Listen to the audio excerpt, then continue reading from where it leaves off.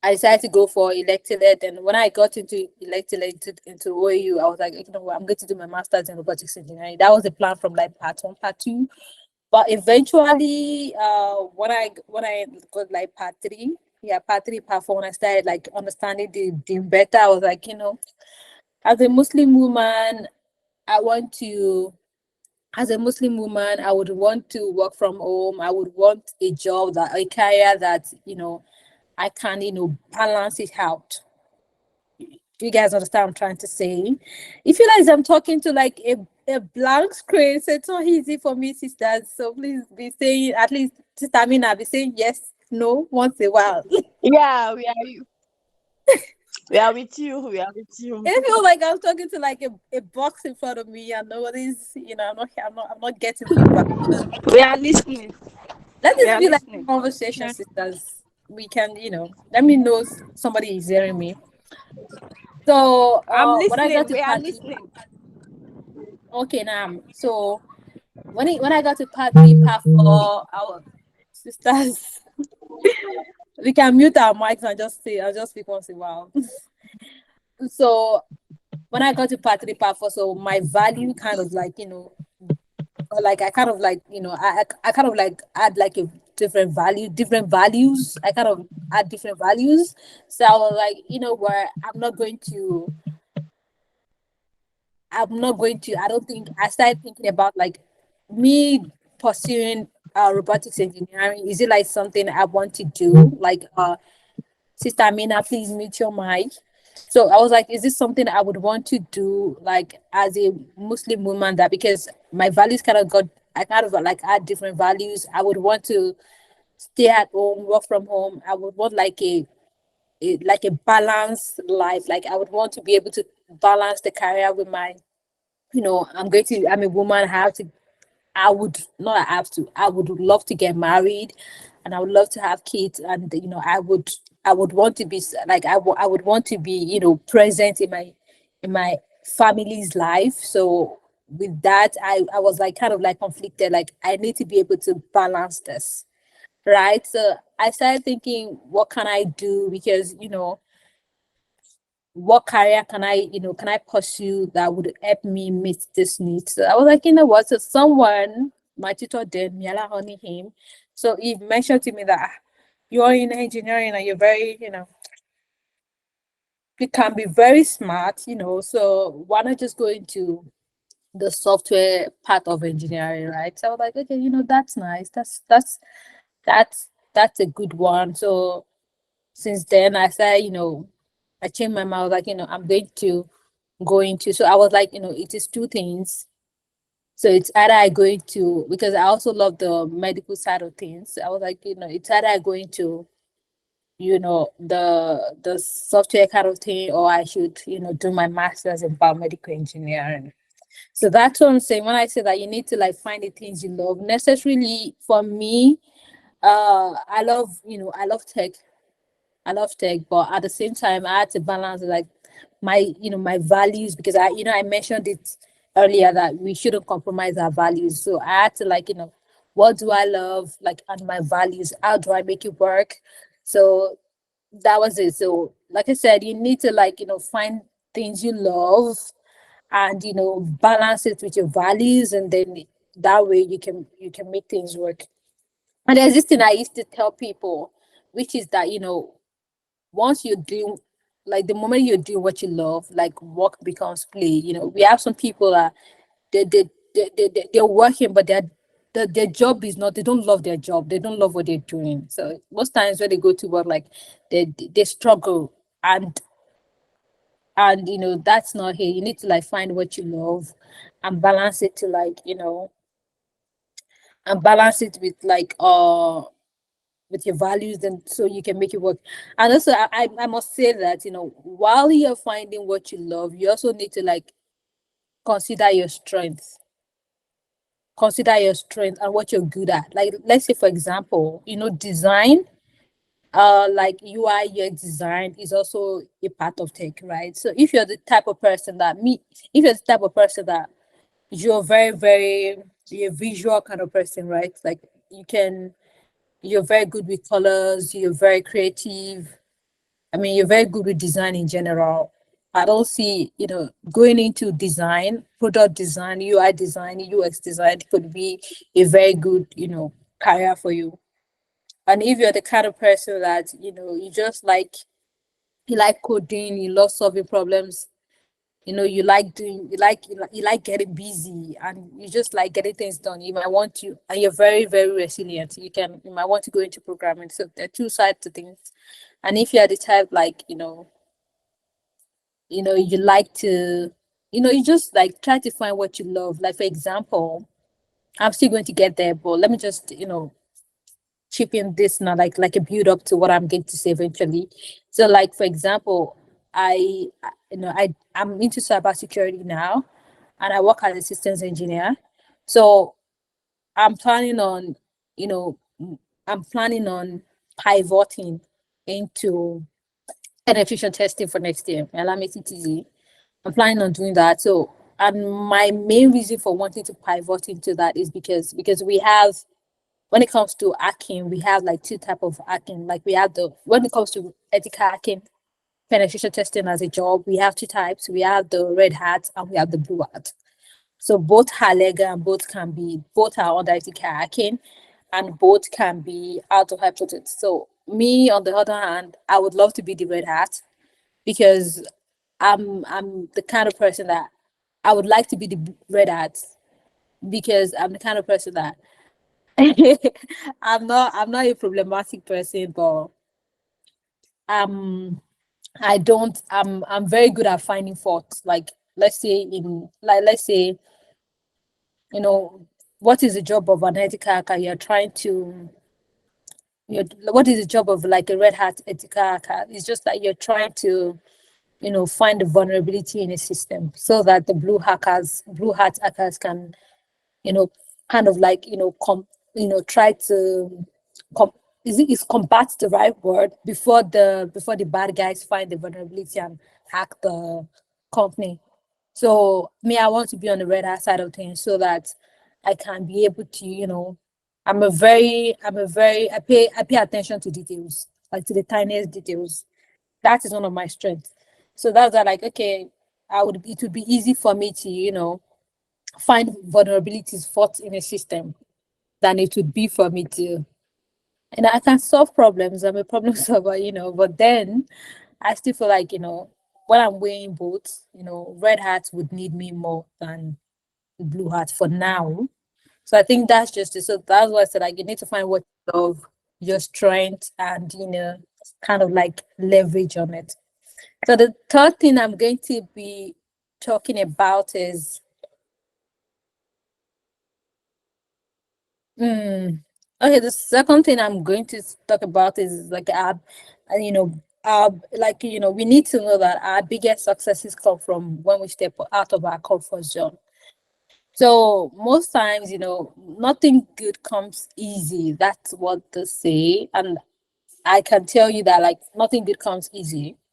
So you need to, like, before you are able to, you need to, when we're talking about your pivoting into technique skills, right? And you can't get these skills if you're not willing to put in the effort.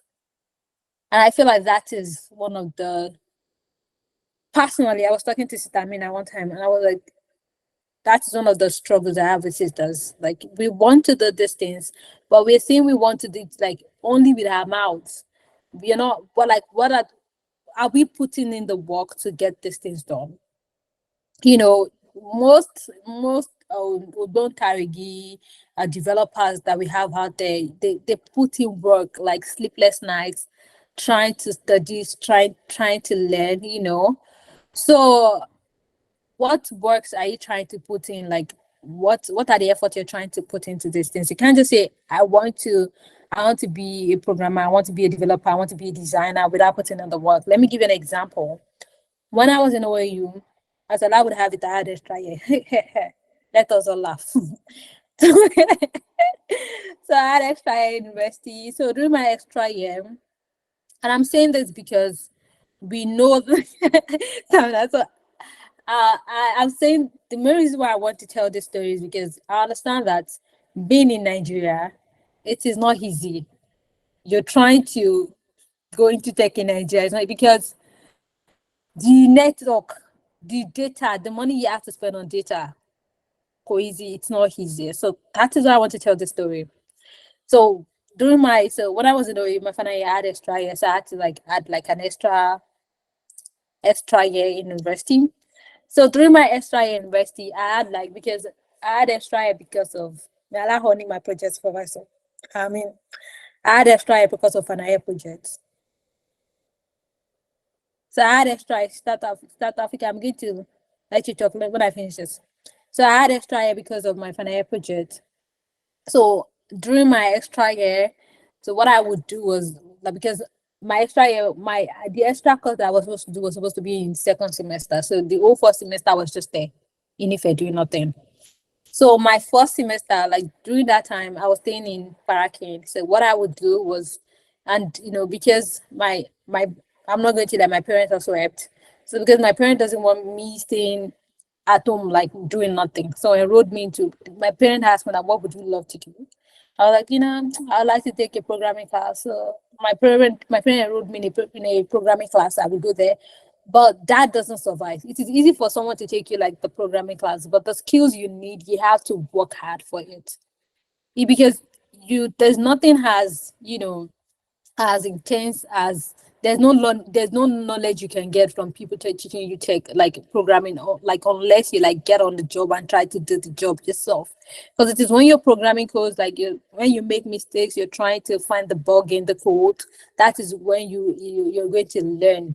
Like when you're trying to resolve, when you're trying to find resolution, that is when you're going to learn. Like you try to check the GitHubs, check all the different websites that we have there. That is when you're going to learn. So so what I would do was, I would go to I think my programming lesson class was like for Wednesday and Friday. There was this place at around the Mayfair side. I've forgotten the name of the place. It's been a while. So it's like by the right when you're going to when you're going to when you're going to Abu Sufyan's Stamina, please remind me the name of the place. When you're going to Abu Sufyan's I don't think it is classics. Is it classic? Is it? Sorry. It is by the right when you're going to they have a very big like the place is very big, and they have like they also sell computers. Is it classics? I've really forgotten the name of the place. It's most likely looking. I mean, the description It's is looking like. classes. Please, I'm so sorry. I forgot the name. People are of answering you this. already.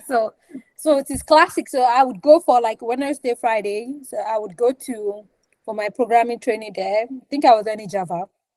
I would go there then, so my classes were like, I think 1 hour 30 minutes a day per day, like thrice in a week. So you can imagine, you want to be a developer and you're taking 1 hour 30 minutes and you're doing it like for 3 times a week. That is like roughly, let's say 4 hours 30 minutes a week. How are you going to learn? So I knew that I need to put on the work, right? So what I did was, there's this hostel. Ah, there's this hostel, female hostel, very close to the field. Where you what's the name of this female sister? I'm so sorry. Please remind me the name of this hostel. What, Abby? Yeah, thank you, sister. So the sports female hostel. So there was this Steba cafe inside the sports hostel. I forgot the name of that hostel specifically. So there was this cyber cafe there, and then they used to like, if you want to do overnight, if you're doing during the day, you're going to have to pay a lot of money. And me, I was a student now, so I had to like, I had to opt for night classes night. So I would want to like, if you want to do overnight from I think from 8 p.m. till 6 a.m. in the morning or 7 a.m. in the morning, you're just going to pay 150 or 200 that time. So that was what I was doing. So I would go, during the day, I would go for my class, then I'll sleep. Then at night, I would go to that hostel, female hostel, so it was a lot easier in case I want to pee. But inside that Saba Cafe, we used to have boys there too, but it was inside a female hostel. So I would pay, then I would, study overnight, try to use the internet and try to code overnight and, watch videos. Then I bought like some courses on Udemy too. So I would watch those videos, try to go, try to plan, try to prepare. I remember that time I was learning Android programming. So doing that, during my extra year, I was able to learn Android programming and some front end programming. So that's what I'm trying to say. Like nothing good comes easy. You have to put in the work. Those times I would. In fact, some of my friends would be like, don't share your wound. It is what I always go into the cyber cafe every night. But because I had to do what I had to do. That was it. So you have to you have to be able to put in the, and I'm saying this because I've noticed that some sisters, it's like, we have to, I want to pivot into tech, but then you'll have your attention, like, okay, what are you doing to pivot into tech? Like, you know what? Then send us material, and when you eventually send a material, like after a month, and you're reaching out to them, like, how is it going? They tell you, you know what? It's not easy. I have children. I'm a wife. Blah. Everybody have one thing or the other they're doing, sisters, and just start to like find time, even if it's like 30 minutes or 1 hour a day. You need to be able to find time if you want to do something.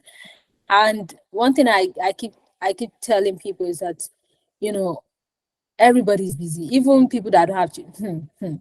If I tell you people my schedule for today, so I'm, even as I'm having this conversation, like this conversation with you sisters, I'm still working on the side. That is why it is looking like I'm keeping quiet like once in a while, because I'm checking what I'm doing on my other systems. So everybody's busy. So you just need to like find time and be able to you need to have like a good time management, and you need to be able to make some sacrifices. Please, sisters, don't get me wrong. I'm very, very big on family, and you need to be able to make time for your family. Please, sisters, don't get me wrong, because I don't want to be hearing that Tamara said, Tamara so wait, yeah, no. I'm very big on family, and but we need to be able to if you want to do something, we need to be able to like create time, even if it's like 1 hour a day. Everybody's busy.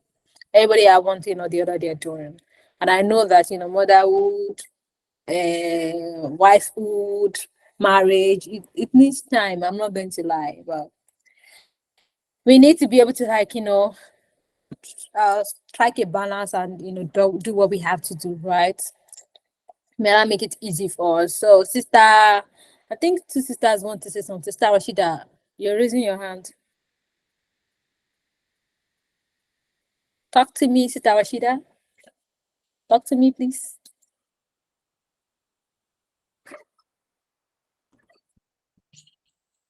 Oh The my authority goodness. of Abu Abbas. Malam. Sister Rashida wants to say something. You're raising your hand.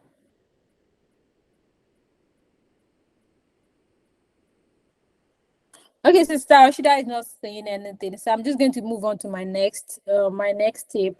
And that would be, you know, my next tip is like many times when we're trying to learn, like let's say something, like let's say we're trying to learn design, UI design.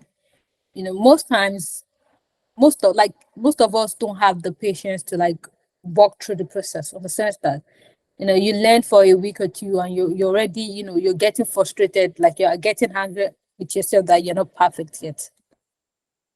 No, it's that is not how things are done. Don't worry about perfection. Just do a little bit, but make sure it's good. You know, thank God. I think we have mothers here. Even if we don't have mothers here, this thing I want to say, you should be able to understand. When a child is learning to work, first of all, when a child is learning to walk, the first time they stand up, they might fall down, and then, the first few times they try to work, they might, while they're working, they might, they might fall down many times, but the moment they're able to like stand, like be able to walk, it takes time. So nothing good, nothing good comes to like, people would say a little drop of water. People should know the song now when we're in primary school. Little drop of water makes the mighty ocean. So the moment you're like many people, many professionals that you see out there now, they started like they had their own humble beginnings, right? So you need to be able to take things easy on yourself. I can't overemphasize this. You can't learn, many professionals here you see out there that are doing, that killing it out there. Most of them have been learning for like the past 15, 16 years. So you can't compare those people with you who just started learning like a month or a year ago. You need to be able to take things easy on yourself. You can't just say, okay, I'm starting to learn it today and I want to be perfect in 3. No, you can't. You need to like, have your humble beginnings, you know, bit by bit. And before you know it, everything will come together and you'll be like the badass that you're meant to be. Sorry for using language, but little drop of water makes the mighty ocean.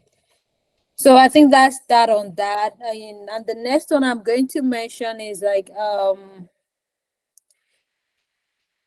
pivoting into tech. Like tech is like a I like to like I'm not I don't think I won't so I don't think I'm exaggerating when I say that tech is like a male denominated um profession.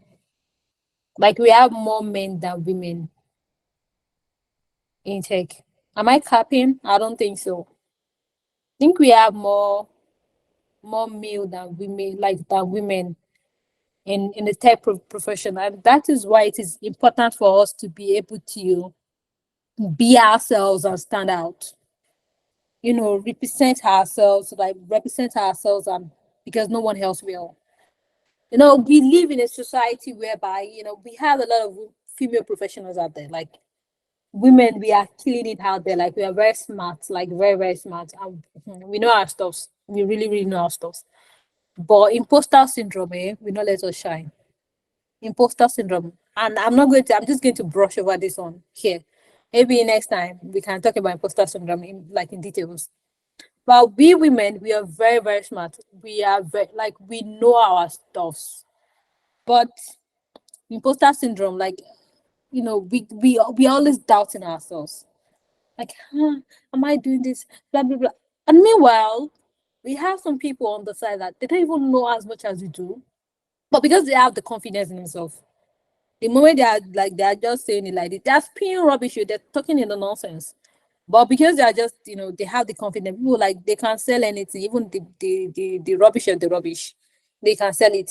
But we know our stuff, we can't do, we won't be, we won't, we can't really do much. We can't say much because, so that's what I mean when I say that we need to be ourselves. Like, you're representing yourself. One thing I've learned is over the years is that when you're out, like when you're in a gathering, like let's say in a professional gathering, and yeah, you have to like you have to like say something regarding tech. You don't have to have the most knowledge. Just put in the little one you have.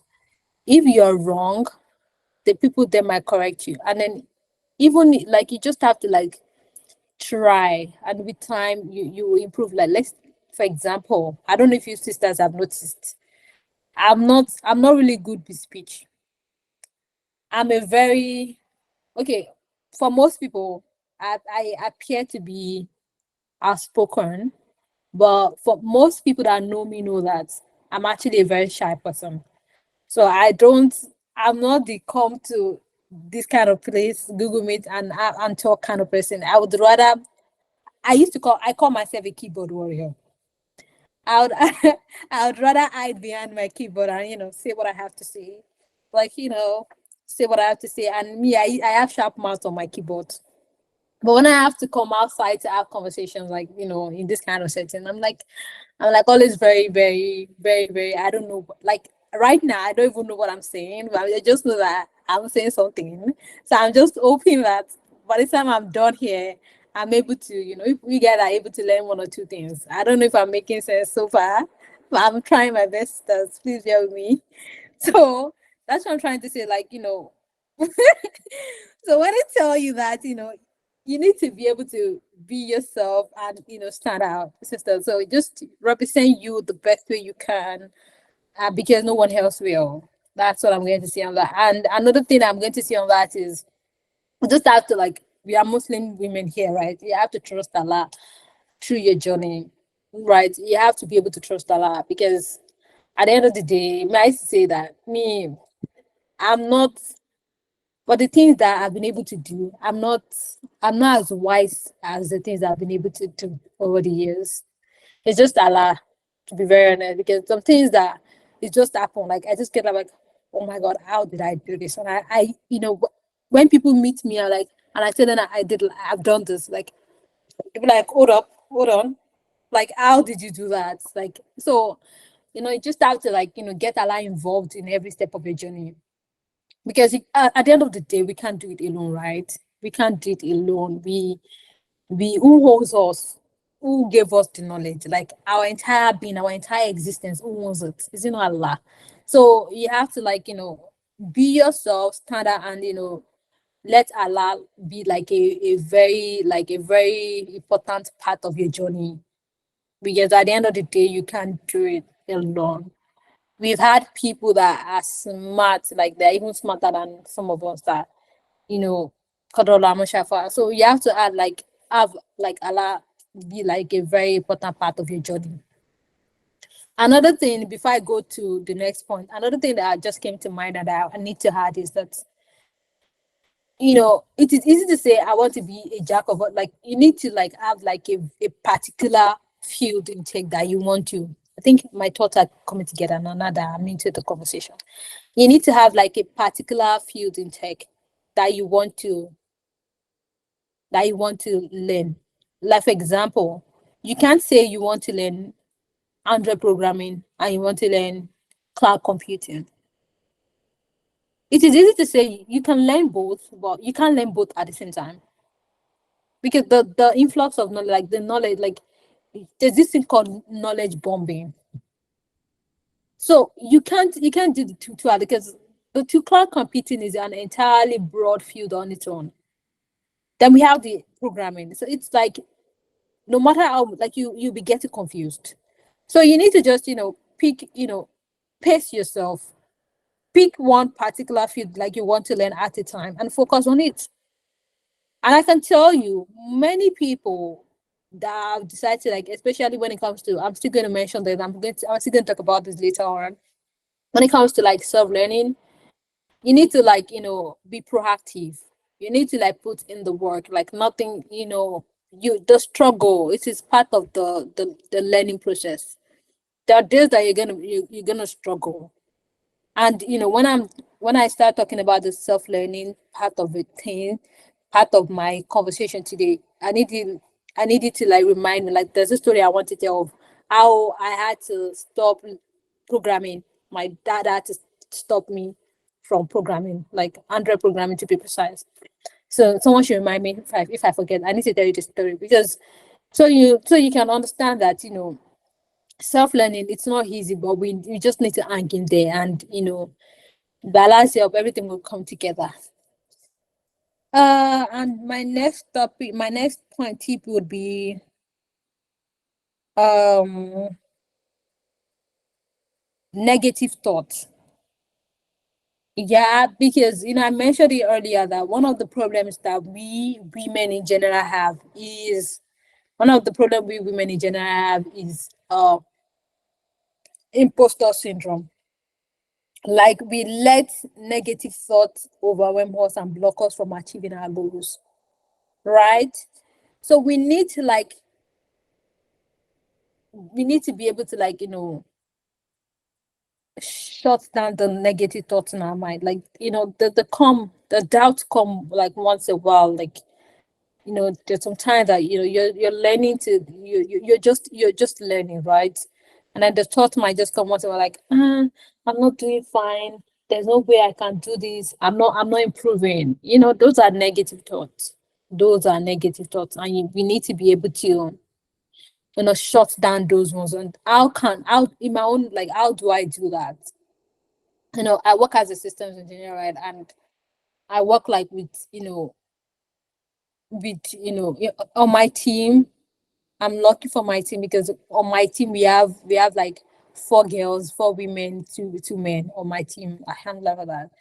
So there are times that, but the side of my project that I work with, I I have to work with the men most times. Like, when I'm having a meeting, my meeting, I don't show my face on the meeting, just my voice when I'm having a meeting. And I work from home. So when I'm having a meeting, I'm saying something, they might, just chip something in. That way I might have like my train of thought might derail a bit. And I'm like, okay, in my mind, I just like, so sometimes I might just feel like, maybe I'm not doing well, or maybe I'm not cut out for this job, or maybe I'm not. So what I do sometimes is like, I have like, you know, this thing I do like every morning. I do my askar every morning. Then before I start working around 9 a.m. in the morning. So before I switch off my PC, my servers, and start working, I say to myself like, my daily affirmations, like, I'm smart, I know my job, I can do this. I just like, softly I tell myself like the daily affirmations. So I feel like daily affirmations are very, very good. It is something we could practice, and it's kind of like help boost what's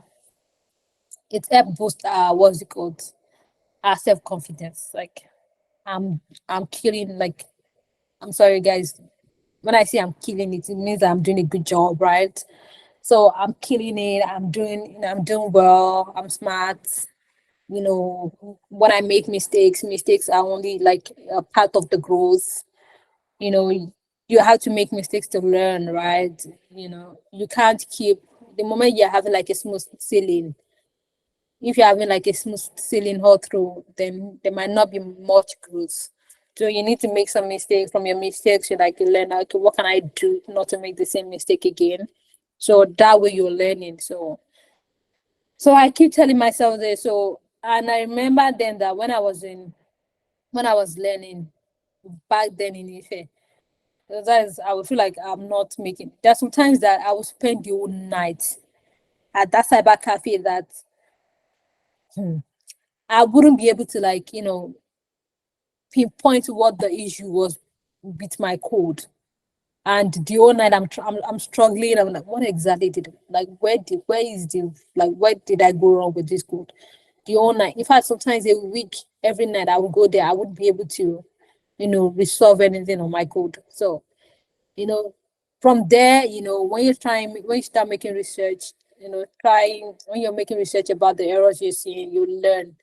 But it can be frustrating, but we need to hang in there, right? Like, because the moment you let the negative thoughts over and take the best part of us, then we lose. Like, we can't afford to let that happen. We can't afford to let that happen. And when I'm talking about negative thoughts, it doesn't apply to our career lives alone.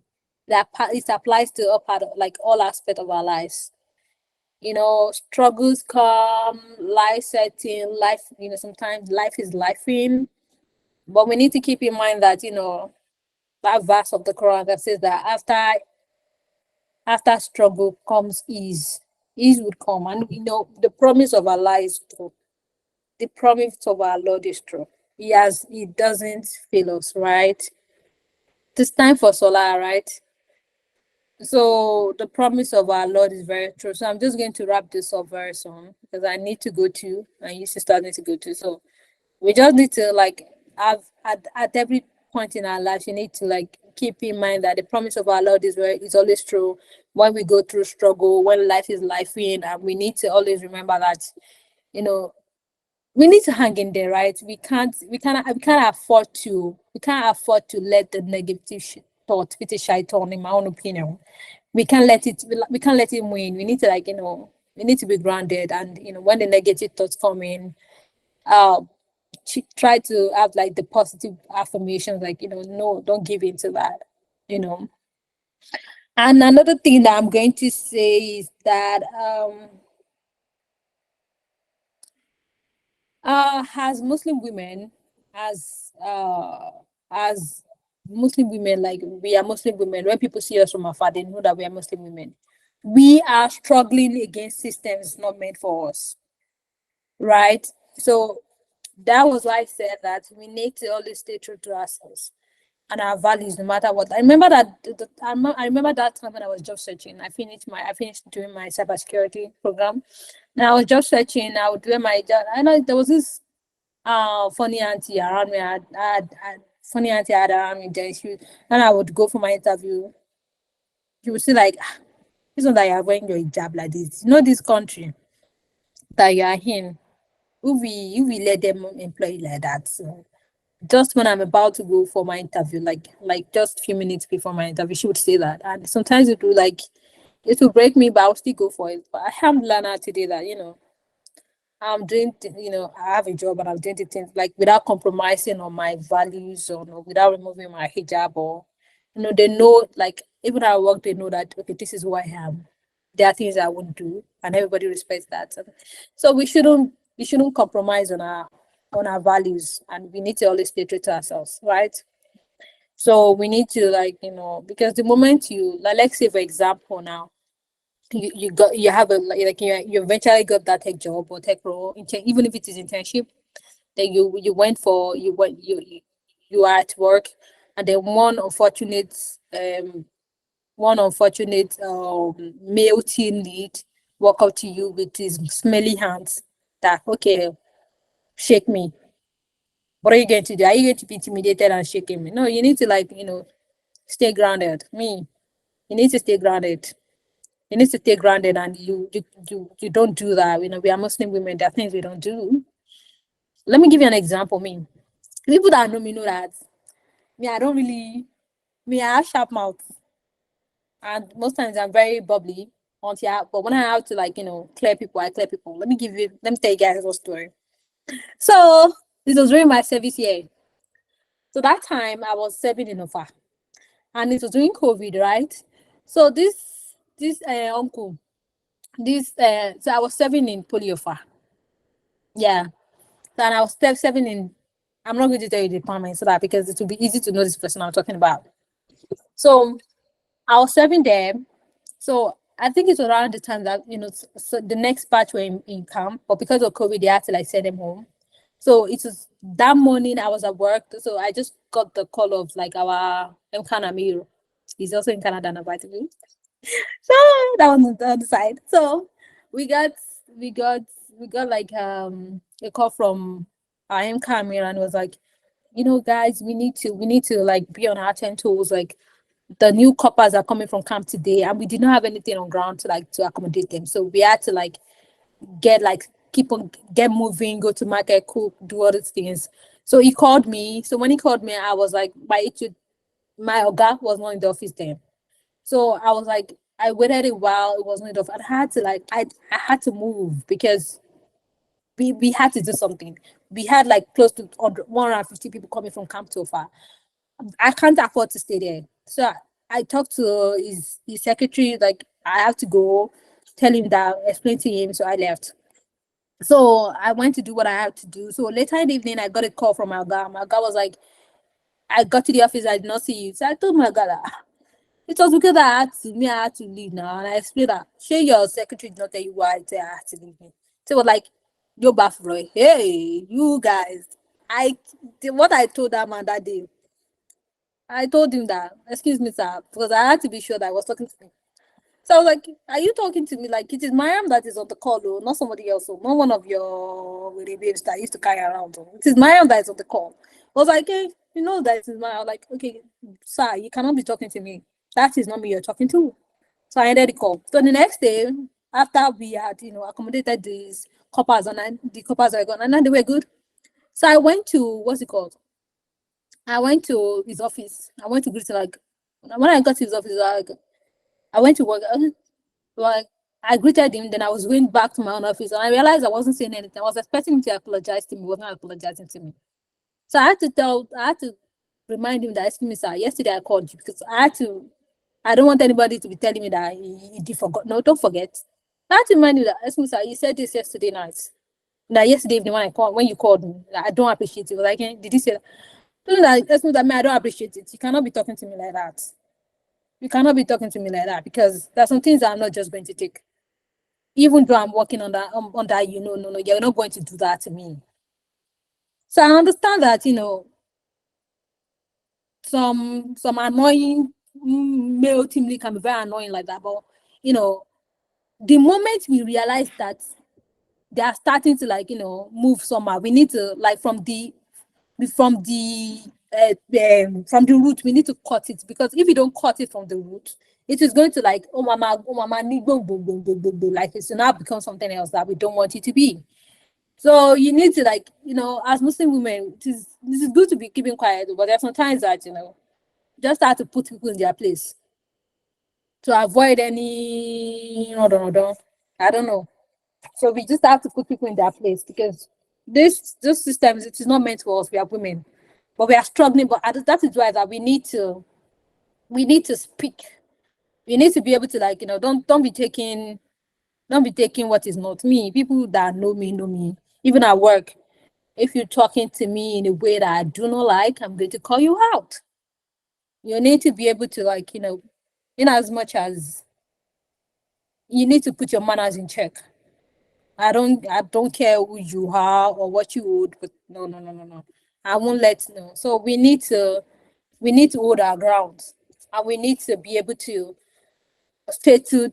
I keep saying this: hold your ground, stay true to your values, stay true to yourselves. Don't let anything derail you from. Because we've had so many people over time that they've derailed from the dean because of career. They've derailed from the dream because of career, and we shouldn't be so. Because there's this thing, I don't know if you guys heard my alarm when it was talking, when it was ringing the other time. There's this hadith that I've had as my alarm and ringtone for the longest time. It is an hadith. The hadith is, I think, hadith 14 of 40 hadith 14 of An-Nawawi. Is it 14? Or like the hadith of be mindful of Allah.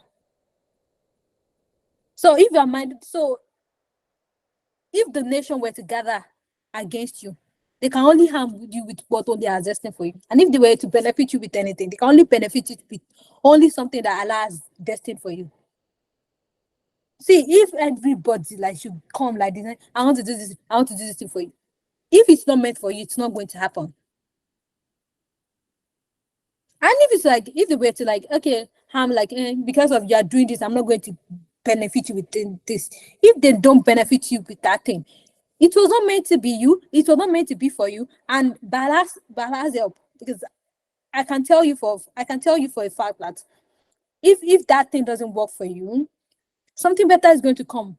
You just have to be patient. There's this thing I've always told people that me, I'm not, because it's my own, how much I trust my Lord.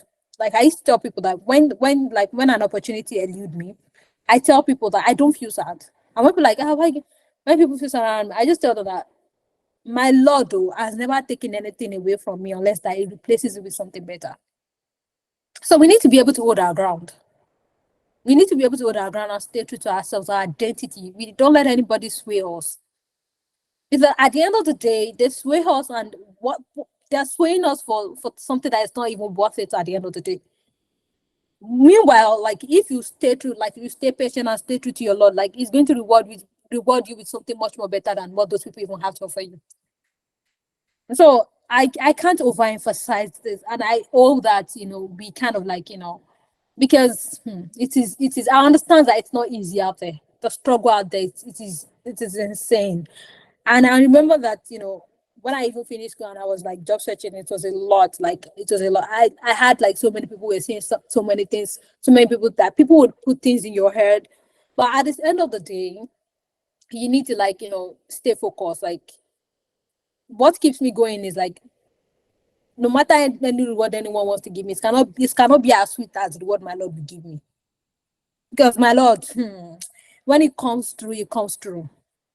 That's what I'm trying to say. So please, we need to like stay focused.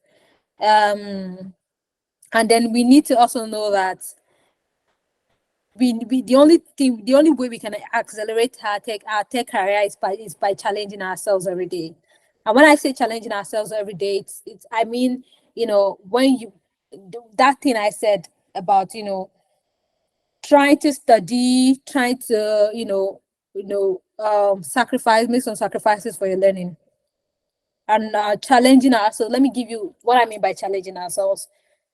Okay, there was one time, it was during COVID time. I was at home with my parents and my siblings. We are all like at home. So it was then I was working on like, I don't know if some sisters, I think some sisters saw the Muslim quiz app. I I I've, I lost my code with my last system, but I'm still trying to get the backup of the code. So I was working on a Muslim quiz app then. So I would code like morning, afternoon, night. I would not sleep. And me, I have a very bad behavior. And my bad behavior when it comes to career is that I don't rest until I get things done. I'm a very I feel like I'm too responsible for my liking, right? So when I'm doing something and I don't get it done, I might not be able to sleep. So I remember then that I was coding. There was a time I did not have like close to 4 hours sleep for a week. So don't be like Mariam. That is a very toxic way to work. Don't be like me. Because I remember it was after then my dad had to like, ban me from coding. Like I can't take any programming job anymore because of my dad. He said no, I must not. Because it's not like because he saw how I was living as a programmer and he was like, it's unhealthy. You can't afford to live that way. My dad would say that you need to have like a work-life balance. You can't afford to do that. So what I'm trying to say when it comes to challenges, don't be like Mariam, like I said. What I'm saying when I'm talking about challenging yourself is that there are times that you as a programmer, you've written like 500 lines of code, and all of a sudden you're running your code, you're getting error, and it could be like some weird comma that was in line 250 that is causing the whole code to not run properly. You're trying to troubleshoot that. You're trying to find the bug. It might take weeks if you're not careful. So that was that tech in itself, it requires resilience, and tech is like a very very it's a very evolving field. You can't learn everything at once. Even the people that have been in the field for the past 16 years, they can't tell me that they know everything because tech is evolving. New things are coming in out every day. So you just have to keep learning, right? So you have to keep challenging yourself every day. Okay, you need to learn to breathe, but you need to challenge yourself. Challenging yourself can also be like, let's say you're taking like an online course. Most of us, we are very funny people. You have an online course, you're learning the online course, and you already bought the course. So you're learning. You can be, and this also has to do with like the importance of self-learning. So I'm just going to say everything like together. You're learning, you bought the online self course. You need to like, challenge yourself. Okay, I'm going to learn I'm going to dedicate 30 minutes of my day to watch this video and learn. You need to be able to do that. It doesn't have to be you need to be able to set like realistic targets. Me, I like to think I'm a realist, right? So you need to be able to set a realistic target. If you're saying that you want to set like 4 hours a day to learn, I don't think you're being realistic with your target. And you need to be able to set a realistic target, because if you're not setting a realistic target, then you might not be able to meet up to it. And you need to like set a target that you'll be able to meet up to. That way you can be accountable. Like, I don't know if you guys get what I'm trying to say. So when I say that, you need to challenge yourself, you need to be able to uh challenge yourself so that you can accelerate your career. And also, last but not the least, never stop working on your amazing dreams, sisters. So it might take a while, but never stop working on your amazing dreams. Like nothing good comes easy, but by Allah's help, it's going to happen. Even myself, I'm just getting started. So I think that's all I have to say for today on today's topic, tips for pivoting your career in tech. So if you have any questions, please let me know. So Jazakumullah khairan, Sister Maryam. Thank you for the insightful presentation. So now the floor is open for questions. If anyone has a question, please feel free to raise your hand or use the chat function. We'll take as many questions as possible, inshallah. I'm sure Sister Maryam is still with us to answer them. This is 30 more minutes, please, because I'm working. Okay, please 30 more minutes. So your questions, please. Okay, now The please go story, on. please. She has not narrated the story. Yes, so yes. Auntie Asia! Oh my God, I knew you were going to remind me. What story was that? I forgot the story that I said I want to narrate, to be honest. You cannot Your forget though, because Please remind me, how did the don't story forget. go? I beg go. Chat tell us. I forgot the story. Oh, You hey, said we should remind. Forget though. Wallahi, I've forgotten. I want to tell a story. What story? I What think story? about your data stuff and your dad issue. You mentioned your dad and data something. Oh, no, I already told the story now that I said that my dad had to stop me from programming because I was not sleeping. And you said there's a story behind it. Yeah, the story behind it was because I was, like I already told you, I'm a very, I can be very, very impulsive. Is impulsive the right word? I can be very, very impulsive. That when I'm trying to do something, I don't rest until I get it done. It's a very terrible attitude. Like when I'm doing something, I don't know how to rest until I do it. Like, even sometimes when I'm doing something, my parents and my husband, yes. My husband did this conversation. Oh, so, so my parents were like, they're just like, please rest though, because I can be very, like, for example, now I worked yesterday. Yeah, I worked yesterday I think I worked from 9 to 6. Then I worked from 9 to 11:30 yesterday, and I'm working today again, and I'm going to work till like 10. It is easy. I can say it is easy because I'm working from home.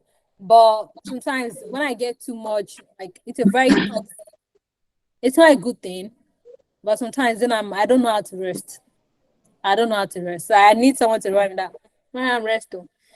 So if I had gone Okay. like if I had Maryam, yes, so and if I had been like, it would have been worse if I was like a programmer, because when you're trying to like build like let's say I'm trying to build like a social media, or let me say I'm trying to build like an e-commerce app. I can be I can be like, when most professionals, when they're trying to build like an e-commerce app, they take months to build, like 2-3 months. And they try to pace themselves so that they can rest while doing it. Like they do, like, a little at a time. But I can be that kind of person that when I'm working on a project, I want to get it done as soon as possible. Nobody sent me that I must get it done as soon as possible. But I just want to get it done as soon as possible. So I might not be able to sleep until I get it done. So that's it. Because I love to meet my deadlines. Let me just put it that way. So that was why, like, my dad said, no. If you don't know how to rest, if you don't know how to take a break, then there are some jobs that that are not meant for you. So I think that's it. okay. Now, so any more Stasia! questions, please? Assalamu alaikum wa barakatuh. Why Sister Amina? I'm not saying it like you are meeting up deadlines. It's like you are smashing the deadline because obviously, if you can't rest until you get something done, that means you finish before the deadline. So you're smashing it already. Uh this is the thing. Yeah, it's I don't think it is smashing the deadline, right? Because like I said earlier, you need to me personally, my goal, or let me say my aspirations, I need to be able to balance it out and have like a work-life balance, right? So now let's say that you have a family, you have a child, you have husband, you have everything. And because you are the very impulsive type, you got like you have a job to do and you're focusing like 2 weeks of your life on the job. You're not doing any other thing. Like, do you get what I'm trying to say? Do you get my point of view? You need to be able to like, pace yourself. Like work is not going to run away. Especially when you have like 2, 3 months, to meet the deadline. You need to be able to, I mean, the funny thing about it is that the earlier you because we have some clients that the earlier you tell them, this is what I've been working on, oh," they will start looking for how about you do this because once they when yeah, I want to rent share, I want to rent to like share. Like they have seen somebody that they can use. So you need to be able to like differentiate like time for work is time for work. And my dad used to tell me that because me, I can like the moment I sit down with my laptop like this, it will be very in fact back then it is usually very, very hard to get me to stand up. And it's not healthy. So I remember that, even when I started working, my dad would call me and my dad would say that Mariam, you're meant to work 9 to 5. Five is five. Five is not 501. Five is not 502. 9 to 5 is 9 to 5. The moment it is 5 o'clock, stand up and do some other things. Even if you're resting, hanging out with family, you need to call who you need to call. Have like a work-life balance. Don't be that kind of person that don't be that person that focusing all her life on her job and doesn't have time for the people she cares about, the people that cares for her. No, don't do that. Have a time when you like, be able to like, set a balance. I think I've been trying my best, never make it easy. So that was why I said that it's not healthy. It's not healthy. So that was why I decided to like pick a career that I can be a little bit lazy when I'm at it. Yeah. Do you have any other questions, sisters?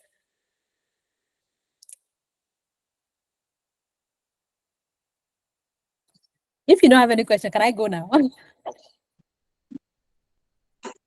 Okay, I think we don't have more questions. Yay! So Jazakumullah khairan for your Sure, time. me I have We hope everyone. Jazakumullahu khairan, Ibole Sister wolo tele. Maryam. me I have What? why we Yeah. say me I still have Thank you, Jare, Sister Mariam. The other Sister Mariam, Ten to be telling. don't disturb me. Please, ma. Please don't mind me. Don't mind me, please. I hate it when you come at me. Like, how old am I that you're minding me? Please, I beg. Stamina, don't do that. I'm listening, Stamina. Okay, how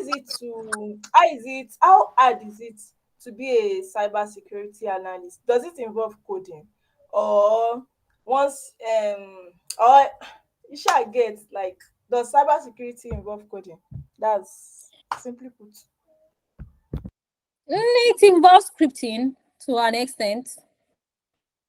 Like I said, it depends. It depends on like cybersecurity is also a very broad field. Oh my goodness. When you say you're into cybersecurity, you choke. So under that cybersecurity, we have systems engineering. Under that cybersecurity, we have penetration testing. Under that cybersecurity, we have IAM analyst. Under that cybersecurity, we have the auditing analyst. We have so many. We have forensics under cybersecurity. We have network engineering, network system.